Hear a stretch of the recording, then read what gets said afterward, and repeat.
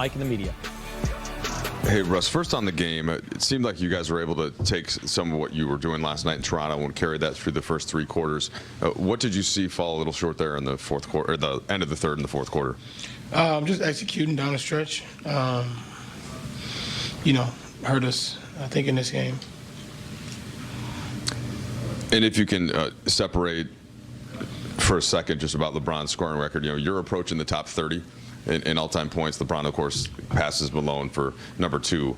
What did you make of how we did it tonight and then just that accomplishment overall? Yeah, I mean, to be able to play the game at a high level for so many years and to be able to just embrace everything that has came his way along his journey, it's an amazing feature just to witness overall and to see him constantly keep climbing up the ladder. And that's, pretty crazy to see that he's able to kind of have that many points over so many years. So it's a great accomplishment.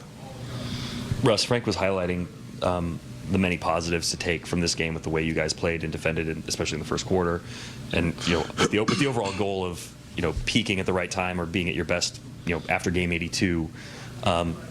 Is that the prevailing takeaway from this game, or is there more of a frustration with the fact that it looked like you guys were having some momentum, obviously, last night, and kind of where you guys were through 3 quarters tonight?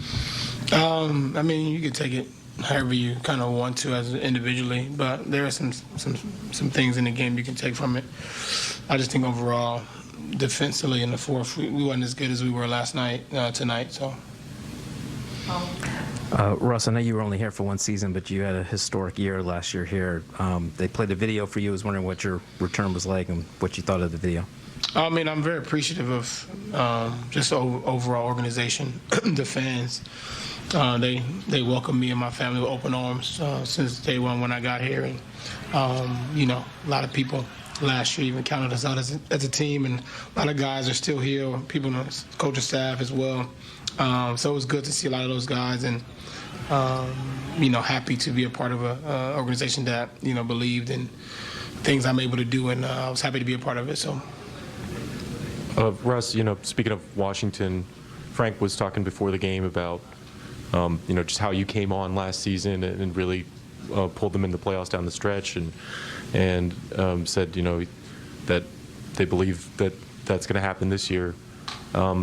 You've obviously had a couple great games in the last week or two. How will you know that that's happening, or are you do you in the moment, do you kind of feel when things are kind of clicking for you with this team? I just try to play and see what the best way to be able to benefit our group each night. It can be a combination of different things I'm able to do on the floor, so I try to be able to do that when I can. Russ, you've maintained that you think this team can be really dangerous at its best.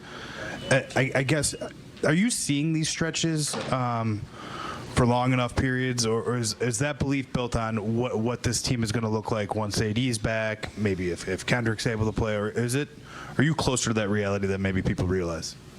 I stand on what I say always, regardless of who's on the floor. I know we have a chance because of the talent in our locker room, and I still believe that.